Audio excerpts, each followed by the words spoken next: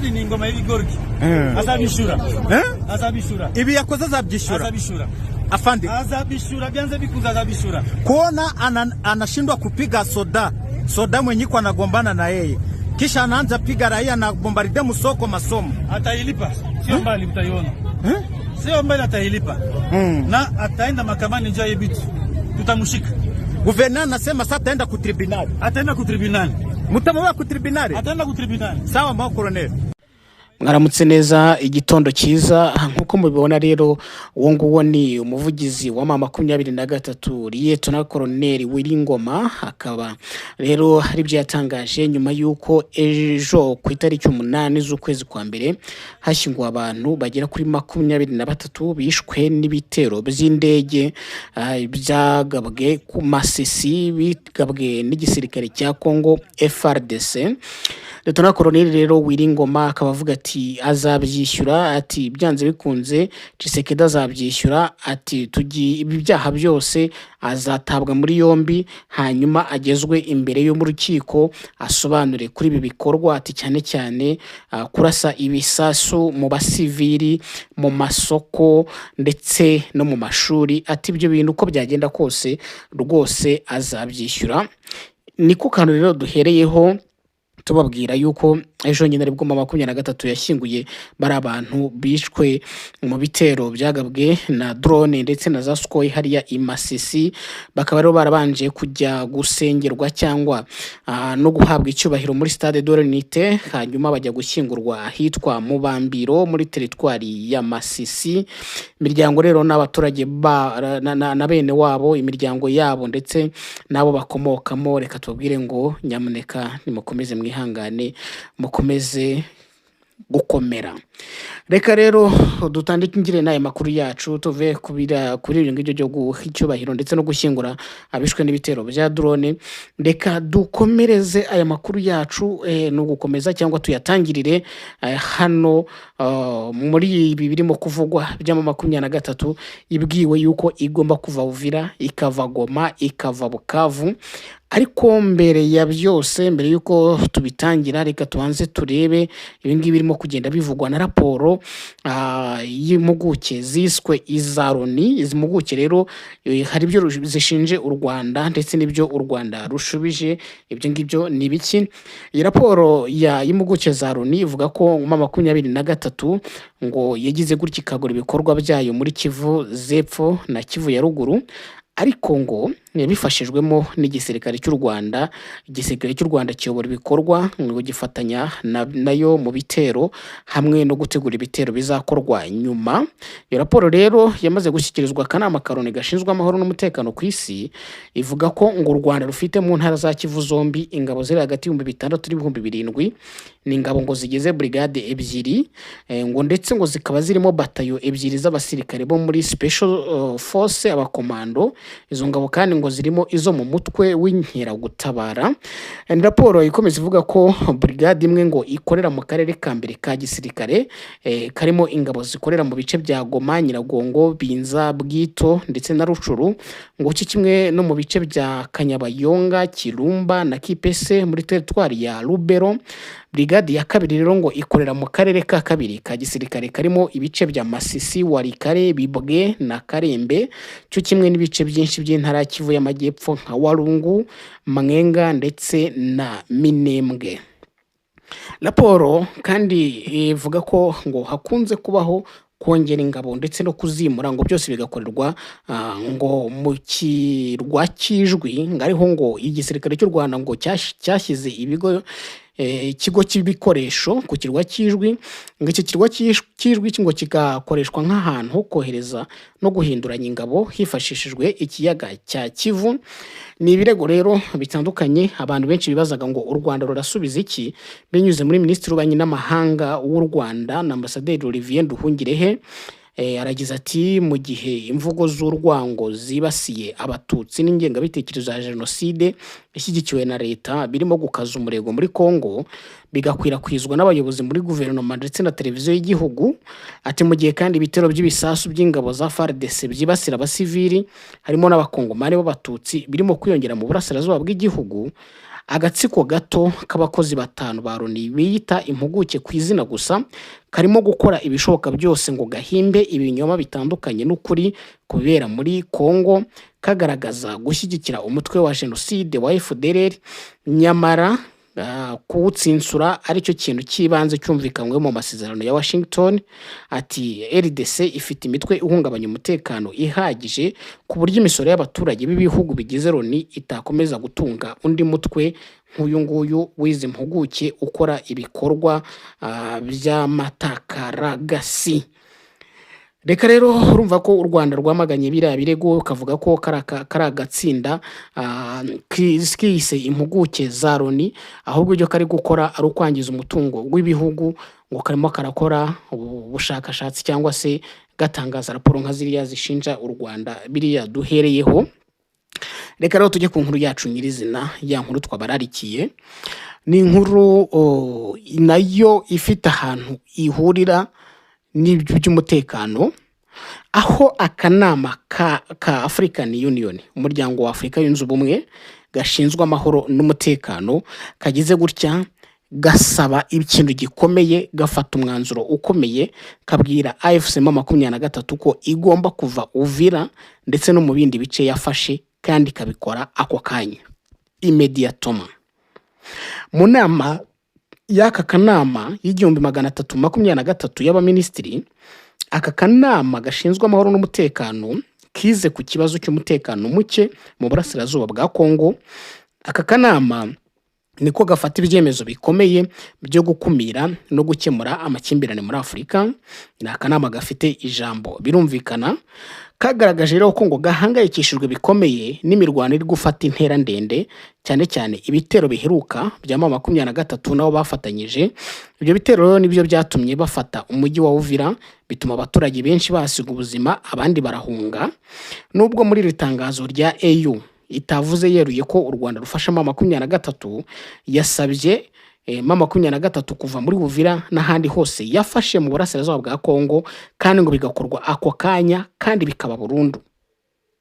Ni ibintu bisa naho byatunguranye aka kanama ka AU kuvuga ngo 23 nive muri Uvira kandi ve n'ahandi hose yafashe. Ahandi hose yafashe ni Goma, ni Bukavu, ndetse n'ibice bya Masisi, za Rucuru na za Warikare, n'ahandi hose yagiye yifata. Iti rero mukore muvemo burundu. Mu itangazo rero ryasohowe n'aka kanama k'umuryango wa Afrika yunze ubumwe, rigira riti turamagana twivuye inyuma ibitero biheruka cyane cyane ifatwa rya Uvira ryakozwe na AFC-M23, impfu z'abaturage n'impunzi nyinshi byateje. Turasaba impande zose gushyira mu bikorwa vuba na bwangu umwanzuro 2773 w'akanama ka Loni gashinzwe umutekano. Ahakurikiyeho rero niho hakomeye, tugiye gushyira akitso. Iti turategeka ko AFC-M23 iva Uvira n'ahandi hose yafashe, kandi ibi bigakorwa mu buryo bugaragara, burambye, kandi bwubahiriza guhagarika imirwano no kurengera abasivili. Iri jambo reka ndisubiremo. Turategeka ko AFC-M23 iva Uvira n'ahandi hose yafashe, kandi ibi bigakorwa mu buryo bugaragara, burambye, kandi bwubahiriza guhagarika imirwano no kurengera abasivili. Ibyo nibyo ako kanama ka African Union gatangaje. Muri iyi nama yabaye hifashishijwe ikoranabuhanga, uyu mwanzuro urakomeye, ndetse watumye abantu batangira kuvuga bati ibi bintu si ukwikirigita ugaseka. Ndetse hari umuntu umwe mu basesenguzi bakomeye wagaragaje ngo ibi ngibi bigaragaza impamvu Tshisekedi akazi ke kenshi ari kugakorera muri Angola. Angola iyoboye African Union. Angola yagize gutya ikemera ko igiye gusubiramo ibiganiro bya Doha, igasa nayo bitesheje agaciro, ikemera ko igiye gutangiza ibyayo. Ibyo ngibyo byose bikaba ari byo abantu bakomeje kwibaza. Ese koko ntabwo influence ya Perezida Joao Lourenço uyoboye African Union ariyo yabirimo gukoreshwa kugira ngo hafatwe imyanzuro nk'iyi ngiyi, dore yuko amaze kwigaragaza nk'umuntu wa Tshisekedi. Turaza kubigarukaho turebe ibiganiro biri gutegurwa, ariko abantu barimo kubiha amahirwe make bigendanye n'uburyo M23 yamaze gusobanukirwa uwo Joao Lourenço ari we, ndetse ikaba yanamaze guhakana ko itazigera yitabira ibiganiro biriya biri gutegurirwa Rwanda. Ivuga iti ibiganiro twebwe ntabwo dushobora kubyitabira kuko nta kintu na gitoya tubona ko tuzabikuramo. Twakoreye mariage i Doha, divorce nayo nitangazwe ku mugaragaro, Tshisekedi yerure avuge yuko ibiganiro bya Doha abivuyemo, ahanze amaso ibyangora. Ibyo biganiro turaza kubigarukaho, nabyo bikomeje guteza ikibazo gikomeye cyane. Dore rero ingaruka enye zishoboka bijyanye n'ubusabe bwa African Union. Ngo nako ndusubusabe nugutegeka,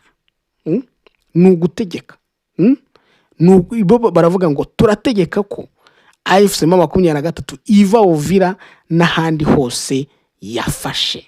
Nugutegeka so gusaba. Ese uko gutegeka kuri buze kugira izihe ngaruka? Tugiye kureba ingaruka biri buze kugira, kuko nazo zirahari kandi nyinshi. Turareba ariko ingaruka enye z'ingenzi zishobora kubaho nyuma yuko hasohotse itangazo nk'iri ngiri. Hashobora kubaho ingaruka ya mbere, hashobora kubaho igitero simusiga cy'ingabo z'umuryango nka SADC ishobora kugaruka mu burasirazuba bwa Kongo. Nubwo yaje mbere igatsindwa, igatahana igisebo, igataha yubitse umutwe, kubera ko bari bamaze gufatanwa Goma, birashoboka yuko ngo hashobora kubaho renfort ikomeye ishobora gutangwa na SADC igamije kuranduramo M23. Nukuvuga ngo niba M23 yanze kuva Uvira n'ahandi yafashe mu mahoro, bishobora guha SADC impamvu yemewe n'amategeko yo kugaba ibitero bya gisirikare simusiga ifatanyije na FARDC kugira ngo ikure M23 mu bice yafashe ku ngufu. Ibi byateza intambara ikomeye mu miji, dore ko ariho iyo miji ariyo M23 yafashe Goma, ifata Bukavu na Uvira, nubwo avuga ko yavuyemo. Ibi ngibi bikarero byatira impfu z'abasivili ndetse bikangiza n'ibikorwa remezo muri iyo miji. Hari indi ngaruka ya kabiri, guhagarara burundu kw'inzira z'ibiganiro bya Doha na Washington ndetse n'ibyo bya Rwanda n'ibyashoboka, kuko M23 imaze igihe isaba ibiganiro bya politiki. Iyo umutwe w'inyeshyamba usuzuguye itegeko rya EU ryo kuva mu duce wafashe, ufatwa nk'udashaka amahoro cyangwa uhita ufatwa nka negative force. Bivuga ngo ibi ngibi EU irimo kuvuga biramutse bikurikiranywe, byatuma amahanga nka Amerika, Ubufaransa, Angola, Doha, Qatar n'ahandi avuga ngo leta ya Kongo ntabwo mugomba kuragirana ibiganiro na bariya abantu banze kubaha ibyo twasabye. Bikaba byatuma rero inzira ya Doha Qatar ihagarara burundu, M23 igashyirwa mu kato ka diplomasi, ikabiciri amarembo yayo afunzwe, bityo kumvikanisha ibibazo byayo binyuze mu mahoro bikanga. Mu gihe yuko uyu mwanzuro washyigikirwa n'ibihugu bikawutora bikavuga ko dutegetse ko bava hariya hantu, mu gihe M23 yakanga kuvamo, hari n'ingaruka zo kuba amarembo yayo cyangwa inzira za diplomasi zayo zishobora guhita zifunga, bityo kumvikanisha ibibazo byayo binyuze mu mahoro bigahita bihagarara. Ibyo nacyo ni ingaruka ya kabiri. Hari noneho ingaruka ya gatatu yitwa ngo M23 yanze kuva muri biriya bice, byayigereye izo ngaruka.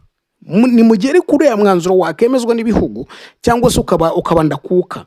Hari by'akanama nyine kicaye kajya kuri Zoom, ni inama yabereye kuri video conference, nyine n'istangazo nyine ryasohotse, ariko si umwanzuro wa African Union. Ejo bundi mu kwa kabiri ku itariki 16 African Union ndumva izaterana. Iramutse iteranye se bakemeza yuko koko uwo mwanzuro utowe, M23 igategekwa kuva Goma, igategekwa kuva Bukavu, igategekwa kuva na Uvira. dore izo nizo ngaruka nyine tubonye. Tumaze kubona ingaruka ebyiri, tumaze kubona kugabwaho ibitero binyuze mu butumwa bushobora gushyirwaho na African Union, cyangwa hakabaho guhagarara burundu kw'inzira z'ibiganiro, bakavuga ngo muri umutwe w'iterabwoba, bakagira uburyo bawukarifiya bikarangira byanze, nk'uko byagendekeye Savimbi, Jonas Savimbi muri Angola. Ibyo byose birashoboka. Ikindi cya gatatu, habaho ibihano bikarishye kuri M23 no kubakekwa kuyifasha. Kutubahiriza imyanzuro ya AU ndetse na Loni bikurura ibihano by'inyongera. Abayobozi ba M23 bashobora gufatirwa ibihano bishya. Ibihano bishya harimo gufatira imitungo yabo, kubuzwa kuba bakora ingendo n'ibindi bitandukanye bifatirwa abayobozi. Ikindi gikomeye nuko amahanga ashobora kugira gutya kongera igitutu n'ibihano ku Rwanda bashinja ko ngo rufasha M23, nubwo rwo rubihakana rukavuga yuko atari byo.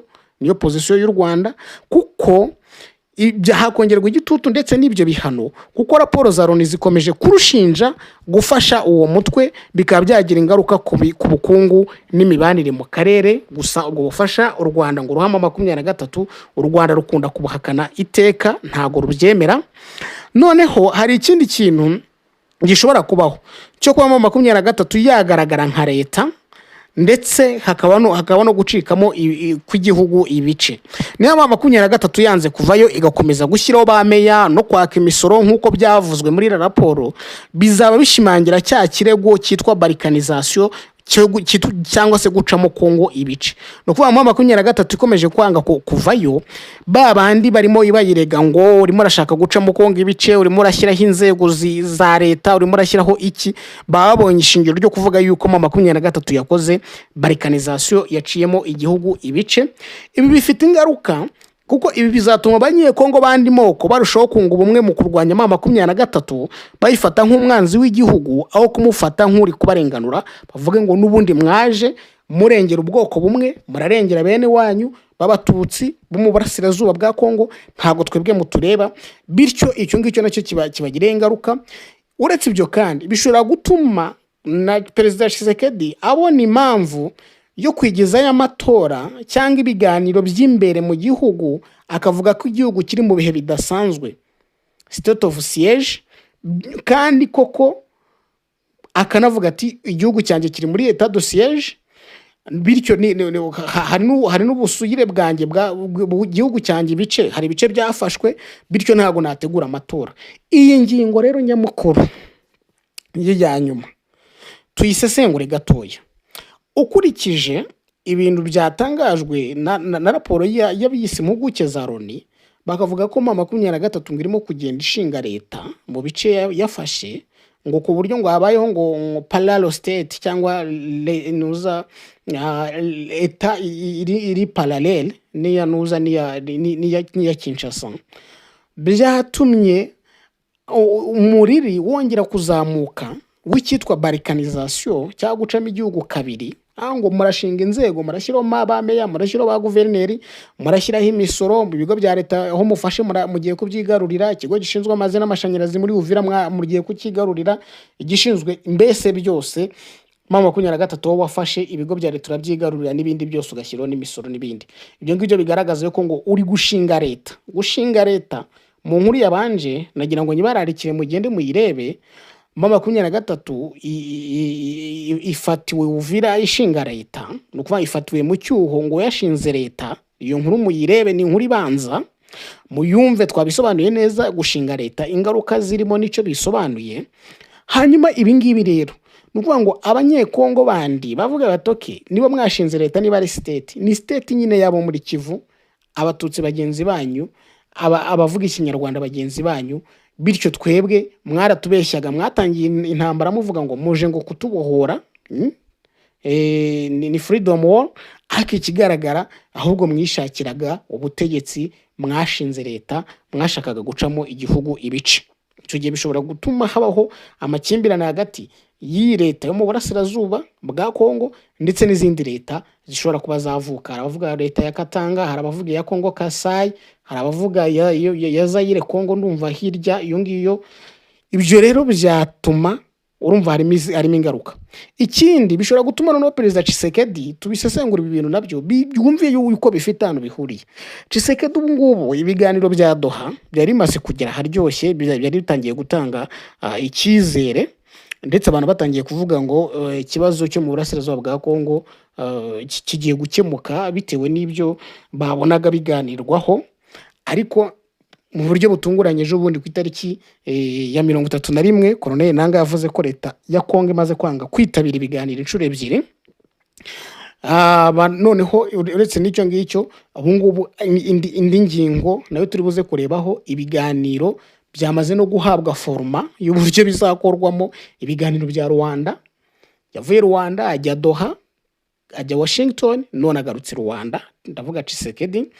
Abantu bakavuga ati rero ibi ngibi byose bigamije gutinza gahunda y'ibiganiro by'imbere mu gihugu biriya nyine dialogue intercongolais, kugira ngo Tshisekedi azabona hahera manda ye nirangira, igiye kurangira, adekarare yuko igihugu kiri mu bihe bidasanzwe, etat de siège. Igihugu kiri mu bihe bidasanzwe, igice kinini cyacyo cyo mu burasirazuba cyarafashwe, ntabwo gishobora kuberamo amatora, kandi ni igice cy'igihugu. Bityo rero tudekaraye etat de siège cyangwa state of siège.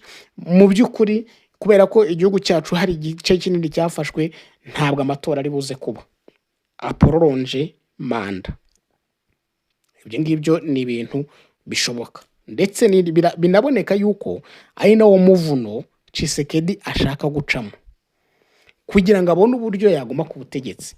Ashaka kudekarara yuko igice kinini cy'ubutegetsi bwe cyangwa cy'igihugu cye cyafashwe na 23, bityo amatora adashobora kuba. Bitewe n'iki? Bitewe n'uko aho hantu hafashwe. Ibi ngibi rero kwa 23 yaguma mu bice yafashe, ndavuga Goma, Bukavu, Uvira n'ahandi mu bindi bice bitavugwa cyane nk'iyo mijyi minini, ni inkota ya moja abiri. Reka tuyite inkota ya moja abiri. Ku ruhande rumwe biratuma leta ya Kongo yumva ko ifite igitutu cyo kuganira, kuko yabuze imijyi y'ingenzi kandi yabuze n'ijambo mu burasirazuba bwa Kongo, igice gikomeye, gifite ubukungu, gifite amabuye y'agaciro, gifite byose, byarayigoye. Ariko ku rundi ruhande ni ukuvuga ngo icyo gitutu kuko 23 gifata Goma nibwo na Bukavu nibwo ibiganiro byemewe. Ariko ku rundi ruhande bishobora gutuma amahanga yose yishyira hamwe akarwanya 23 nk'umutwe udashaka amahoro, bigatuma intambara iba ndende kandi kamena amaraso menshi. Niyo mpamvu twavuze ngo ni inkota ya moja abiri. Bishobora gukomeza gushyira igitutu kuri leta ya Kongo nk'uko bigaragara, nk'uko byabaye. Ariko ikindi nanone bishobora gutuma amahanga yose mu gihe runaka ashobora guhagurukira 23 akavuga ati koko abo bantu ntago bashaka amahoro. Twagiye tubibona bigenda bibaho ahantu hatandukanye. Ari nayo mpamvu 23 yateza umutego Tshisekedi, iravuga itoke niba ushaka yuko tujya mu biganiro bya Rwanda, banza nako si n'ibya Rwanda, ubu ngubu ahantu bizabera Kinshasa. Ibiganiro byamaze gushyirwa Kinshasa, ntago ari Rwanda. Banza udekarare yuko ibiganiro bya Doha ubitesheje agaciro, wikuye muri ibyo biganiro bya Doha. Ibyo ngibyo Tshisekedi ntago ashobora kubikora. Ari nayo mpamvu kubera igitutu cyari kimaze iminsi gihari, babaza bati Kongo kubera iki wanga kwitabira ibiganiro bya Doha, bimeze bite? Umuvugizi wa guverinoma ya Kongo akaba na minisitiri w'itumanaho Patrick Muyaya yavuze ko ngo impamvu yavuze ko ngo bazakomeza ibiganiro na FC23 i Doha, ngo niba uwo mutwe wemeye gusubira inyuma ukajya ku mirongo wahozemo. Ni ukuvuga ngo igihe cyose 23 itazasubira inyuma ngo ijye ku mirongo yahozemo, ibiganiro bya Doha ntago bizakomeza. Ahangaha harimo ikibazo rero, harimo ikibazo. Nibyo yatangarije Radio Okapi, radio ya Monisco ikorera hariya mu Igoma muri Kivu y'Amajyaruguru, ati mu gihe 23 itasubira mu mirongo yahozemo, mu mirongo yahozemo ntago tuzasubira mu biganiro nayo. Ibiganiro bya Doha ntago tuzabisubiramo. Ikibazo kirongera kikaba complicated, kirakomera cyane. Imirongo 23 yahozemo, Bwana Patrick Muyaya, urashaka gusobanura Kamanyora mbere yuko bavansa ikibaya cya Rusizi ngo bambuke bagende bajye Ruvungi, bambuke Sake, bajye Ruberike nako Sange, Ruberike bagende bagere Uvira? Ni ushaka gusobanura ngo bagaruke Kamanyora? Ubwo waba uri muhuza na bya bindi Amerika yavuze, niba koko muvuga ko mwavuye mu Uvira, ni mujye mu birometero 75. Ibirometero 75 byarabazwe basanga ni Kamanyora n'ubundi Amerika yavugaga. Ese imirongo 23 yahozemo ni Kamanyora yari imazemo amezi 10 niyo Muyaya ashaka yuko basubiramo? Cyangwa imirongo avuga bahozemo ni muri Nyiragongo? Ni muri Nyiragongo basubire, ni Nyiragongo ni Sabyinyo basubire mu Birunga kugira ngo bare kuri imijyi yose bari bafite, basubire mu Birunga kugira ngo muganire? Kugeza ahangaha nyine harimo ikibazo. Ariko ukurikije nk'uko ibindi bihugu bigera bitangaza, bavuga ko ahantu 23 yari ifite hatarasinywa amasezerano y'agahenge yo ku itariki 14 z'ukwezi kwa 10 umwaka 2025. No kuvuga ngo 23 yagarukiraga Kamanyora, baravuga ngo nisubire Kamanyora igumane n'ibindi bice yari ifite Bukavu na za Goma. Ibice byose yafashe nyuma y'itariki 14 z'ukwezi kwa 10 ibisubize. 23 ntabwo yakwemera icyo kintu. Gusubiza Uvira mu buryo burambuye bivuze ngo wemeye support yose iri buturuka ariho hose yuko inyuzwa ku kibuga cya Bujumbura, ikanyura mu mpaka y'Agatumba Kavimvira, ikagenda ikambuka ikagera muri Uvira, ikajya muri FARDC muri Baraka. 23 ntiyabyemera kuko n'ikintu cyatumye ifata Uvira, yirukanyira ku gufata Uvira, ni ukugira ngo iboroke imisada yose yaturukaga i Burundi. Iyo ababirigi bacishaga Bujumbura, y'abacancuro bacaga Bujumbura, iyo Burundi bwatangaga bunyuze ku mpaka y'Agatumba Kavimvira bakazamuka Minembwe, abandi bakaza muri Uvira. Ubufasha bwose, yaba ubw'intwaro, yaba ubw'abasirikare, yaba ubw'intasi, yaba ubw'iki byose, harimo none n'indege zahagurukiraga mu Burundi zijya kubombarida mu Minembwe ndetse n'ahandi hatandukanye. Nicyo kintu cyatumye cyane bafata Uvira, bati duhagarike iyo connection. 23 yakemerera gusubira Kamanyora, hanyuma Uvira ikaba ikibuga cyo guteguriramo imirwano igiye kuyirwanya? Ntago bishoboka. Impamvu nshimangira iyo ngingo yuko bitakunda, muribuka ko umuvugizi wungirije Dr. Oscar Barinda yaravuze ngo twasabye ko Uvira hajyamo la force neutre, ingabo zidafite aho zibogamiye, cyangwa se Uvira ikaba buffer zone idafite ubogamiyeho. Impamvu bashaka kuyigira buffer zone ni ukugira ngo FARDC itinjiramo, niyo support iri buze guturuka mu Burundi za ibimenamo, ni ukugira ngo nihagira enda n'ikiba nabo no gutera bazabatere biteguye. Ariko kuvuga ngo umwe ngo tuve Uvira baze basubiremo, ntago bishoboka. Niyo mpamvu n'uyu munsi abantu bari muri Uvira barabikubwira bati abahungu baracyahari, naho bagiye barahari, kandi kuko ntago bari bwemere kuyivamo nyine totari, kuko n'ibyo bavuyemo bahise bajya mu nkengero za Uvira mu misozi ihegereye kugira ngo barebe ko Uvira bayikontorora iri mu birenge byabo. Bashyizeho ubuyobozi muri Uvira, bafite polisi y'igenzura, ariko iyo polisi nayo aravuga ngo yambaye imyenda ijya gusa n'igipolisi, ariko si igipolisi, ngo bambaye imyenda ya gisivile. 23 igasobanura ko ari abaroko defense, kandi bavuye mu bakada bayo aribo barimo bagenzura umutekano hariya muri Uvira. Icyo ngicyo urumva yuko nayo ako kantu yarakadadiye nyine, ntago yakemera ko iki kintu gishobora kubaho ngo gisubire inyuma. Bivuga rero Muyaya ibintu yatangaje, tukibikomezaho, yavuga ko ngo Kinshasa itivanye mu biganiro bya Doha. Kayo makuru ngo yatangajwe ko yavuye mu biganiro bya Doha ari fake news. ariko se ko babatumijeho inshuro ebyiri kugira ngo mwitabire ibiganiro kunuza ku bijyanye n'agahenge, Kongo yagiyeyo ngo ni fake news, ngo namakuru ya fake news ngakwirakwizwa ngo n'u Rwanda ngo namo 23, ngahubwo bo ngo bakomeje kuganira n'umuhuza leta ya Qatar ko ibiganiro bigomba kuba hagati ya Kinshasa na 23 bihagarikiwe n'umuhuza. Kinshasa iganira iki n'umuhuza? Kandi ikindi ejo bundi abantu barabibonye, Burundi buriya busa naho bwatamaje Kongo ku mpamvu nyine yo kuva mu biganiro bya Doha, kubera ko ngo Qatar ngirakoresha ngo bushuti ifitanye n'u Rwanda, ngakoresha influence ifite ngo n'amafaranga ngo kugira ngo u Rwanda rudafatirwa ibihano, kuko bu ikintu bifuza mbere na mbere ni ibiganiro bibe ariko ngo u Rwanda rwagize ibiki rwafatiwe ibihano. Ibi bindi ibintu nyine bikomeza kugenda nabyo bisa naho bituma Kongo ngo ititabira biriya biganiro. Muyeye rero akavuga yuko ngo mu mezi ashize ibiganiro bya Doha ngo hari intambwe yatewe ngo kukumvikana ku buryo bwo guhagarika imirwano n'uburyo bizakorwa, ndetse ngo bagere n'ibyo bumvikana ku kibazo cy'imfungwa. Ariko kugeza uyu munsi 23 irarira ko imfungwa zayo batangaje zigera muri 700 nta nimwe yigeze rekurwa.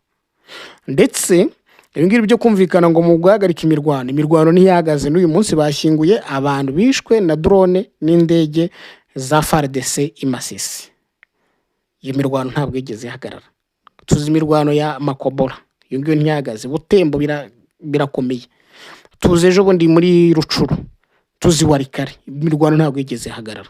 Bivuga ngo ngizo ntambwe zose ngo ariko nawe yongera mu kanwa ke nibimaze kumenyerwa, yongera kugarura mu Rwanda ngo u Rwanda ngo na 23 ngo ntabwo yigeze babyubahiriza. U Rwanda na 23 u Rwanda ruzamo ruti. Okay, ati ni gute wakumva ko tuzamererwa neza kuba twagenda tukicarana n'abantu batubahiriza ibyo twumvikanye kuva mu ntangiriro n'ibyo twaba twateyemo intambwe? Byumvikana ko Kongo nayo irimo irashinja 23 kutubahiriza amasezerano, cyane cyane agahenge n'ibingibi by'imfungwa ndetse n'ibindi byose ngo bari bateyemo intambwe ngo ntago 23 yigeze byubahiriza. Kongo igarutse ishinja 23 kutubahiriza ibyo bumvikanye i Doha, akaba ariyo mpamvu ngo bivumbuye bakanga kongera gusubira i Doha. Atari ko nubwo tutaganira na 23 tuganira n'umuhuza Qatar. Munyamakuru wa Radio Okapi yabajije Muyaya niba kubera izo mpamvu yavuze ibiganiro bya Doha byarahagaze, aramusubiza ati birumvikana kuri twe bagomba kuva muri Uvira biragarutse, bagomba gusubira ku mirongo yibanze bahozeho. Gusa ntiyasobanuye iyo mirongo yariyo. Abajijwe niba bazasubira mu biganiro bya Doha aruko 23 yasubiye inyuma kuri iyo mirongo, Muyaya yagize ati twe turi mu biganiro n'umuhuza leta ya Qatar kuko we ntitwigeze duhagarika kuganira nawe. Birumvikana ko u Rwanda kimwe na 23 bagomba kubanza gusubira inyuma aho bari kugira ngo ibyiciro bisigaye muri ibi biganiro bya Doha bitanga umusaruro byitezwemo. Niko yasubije uyu mugabo. Ese mu by'ukuri iyo mirongo ni yihe? Kugeza ubu 23 igenzura ibice binini muri Kivu y'Epfo ndetse na Kivu y'Amajyaruguru. Hanyuma rero mu gihe ibyo biganiro basa naho bashyizemo icyo kintu gisa n'akagobeko, mu Kongo yashyizemo akagobeko ngo twebwe ntabwo tuzasubira muri biriya biganiro 23 ngo n'u Rwanda batarasubira aho baturutse hehise. Niba ari kuri Uvira, ariko cyane cyane kubera ko hano yavugaga Uvira ati kuri twe bagomba kuva muri Uvira. Bagomba kuva muri Uvira. Hano birumvikana ko imirongo yavugaga no gusubira muri Kamanyora. Hanyuma ubwo Tshisekedi rero nawe yagize ari kiravuga ati mu gihe ibiganiro bya Doha ndimo gusa n'ubijugunya hanze, reka nyoboke ibiganiro bizategurwa n'umuhuza ari we Joao Lourenço, perezida wa Angola. Perezida rero wa Kinshasa nanone yongeye gusubira muri Angola. Yari yavuye ejo muri kuri 5, ariko noneho n'uyu munsi ku itariki 8 nejo murambabarira ku itariki 8 nabwo yagiyeyo kugira ngo aganire na perezida wa Angola ku buryo ngo amahoro n'umutekano byagaruka mu burasirazuba bwa Kongo. Mu byo rero Tshisekedi yifuza ko bitabira iganiro n'abanyapolitiki bashyigikiye ubutegetsi bwe, abatavuga rumwe nawe, ababurwanya bakoresheje intwaro, sosiyete sivile n'abanyamadini n'amatorero.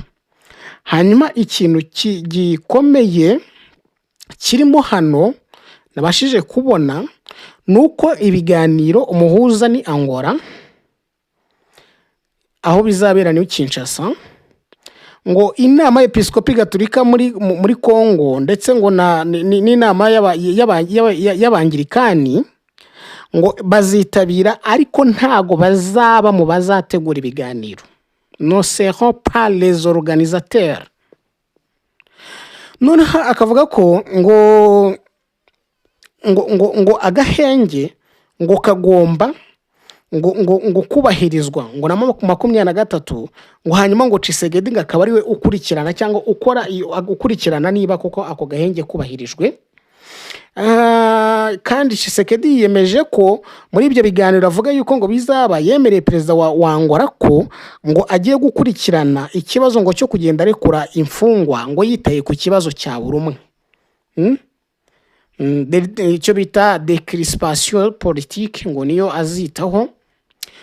Decrispation politique no kureba se uyu nguyu uko yafashwe, yafatiwe iki, ese engagement ye mu bijyanye no kuba yarahungabanyaga umutekano irangana gute, ese ibi byose bayabireba ngo akagenda arekura umuntu okaparika. Noneho ngo Tshisekedi kandi ngafitiye icyizere perezida wa Angola, ndetse kandi ngo yanamwijeje yuko ngo hari abofisiye nako yanamutangaje ko hari abofisiye benshi bo muri FARDC ngo bagiye bajya muri ibyo bibazo, ngo bagiye bagira uruhare ngo umuntu uza ngo mu mutekano muke uri mu burasirazuba, ngaho nacyo cyaviriyemo benshi kuba ngo baratawe muri yombi. Benshi mu basirikare nyine kuba baratawe muri yombi. Buri munsi tuvuga inkuru y'uba generali, abandi basirikare bakomeye bora ntago uvuga bo hasi ukuntu bangana bo barashize. Avuga kandi yuko ngo ibi biganiro ngari ingenzi kuba ngo byagira icyo bigeza kuri Repubulika ya Demokarasi ya Kongo. Nibyo Tshisekedi yiyemeje no kubihanga amaso. Gusa ibiganiro 23 yamaze kudekarara yuko itazigera ibyitabira. Ndo kubyitabira ngo bizabanza habeho yuko Tshisekedi adekarara ko ibiganiro bya Doha abivuyemo. Tshisekedi radekaraye ko avuye mu biganiro bya Doha, zaba ari impundu, zaba ari amashyi n'impundu kuri 23. Kuri bo rero barashaka yuko adekarara kavuga yuko abivuyemo cyangwa se abyikuyemo. Reka turebe noneho tunasoza amakuru yacu kugira ngo tudatwara igihe kinini cyanyu. Reka turebe kuri iyi nkuru ya Minisitiri ushinzwe budget ya leta cyangwa ingengo y'imari Adolphe Muzito, watangaje ko mu kiganiro Hive France 24 yatangaje ko Repubulika ya Demokarasi ya Kongo yiteguye gutanga miliyari 5 z'amadolari mu myaka 5 iri imbere kugira ngo itere inkunga cyangwa ishora ayo mafaranga mu ntambara. Urumva ngo mu gihe cyose Perezida Kagame azaba atemeye gutanga amahoro ndetse no kwemera ngo ingingo z'amahoro zirimo ahabwa na guverinoma ya Kongo, ngo biteguye gushora miliyari 5 z'amadolari mu ntambara kugira ngo babashe ngo kumutsinda. Muzito rero ngo yavuga ko ngo iki cyemezo ngo kijyanye ngo n'ibyifuzo cyangwa ni umurongo ngo watanzwe na Perezida wa Repubulika ya Kongo Tshisekedi ndetse na Minisitiri w'Intebe, ngo mu ntego bafite ngo zo kurinda no kurengera igice cy'uburasirazuba bw'igihugu. Ati twebwe rero twiteguye bijyanye n'ubucukuzi bw'amabuye y'agaciro. Ati Perezida wa Repubulika yarabivuze, ati ntabwo kubera iki u Rwanda rugomba kubigiramo uruhare. Ati u Rwanda rero ati turashaka buri wese atange umusanzu we kugira ngo turengere ubusugire bw'igihugu. Niho rero yamanutse aravuga ati twebwe ati no operation tuzakoranamo n'ibindi bihugu. Ati kubera iki atari ko hatarimo u Rwanda. Ati ibyo ngibyo rero ni ibintu yagiye atangaza uyu mugabo, avuga yuko biteguye gushora miliyari 5 z'amadolari y'amanyamerika kugira ngo batere intambara cyangwa se kugira ngo bahangane n'igihugu cy'u Rwanda ngo basekirize cyangwa se bagarure uburasirazuba bwa Kongo bwagiye bwigaruriwe hanini n'umutwe wa 23. Nibyo rero uyu mugabo yagiye atangaza, ariko se bizamuhira ibyo ngibyo nahanyu namwe jya muri comment utubwire uti ngiye ndabona bizagenda gutya, ndabona amafaranga bazaba yapfushije ubusa, ndabona byose utubwire uko bimeze. Ariko hagati aho ngaho reka tubwire ngo mujye muri comment, utarakora subscribe yikore nyamuneka, utarakora share yikore, kugira ngo dukomeza kubana mu makuru tuba twateguye, na makuru udashobora kumva handi uretse hano, n'ubusesenguzi udashobora gusanga handi uretse hano. Twe nituvuga amakuru turayasesengura. Mugere rero ibihe byiza, Imana ibarinde.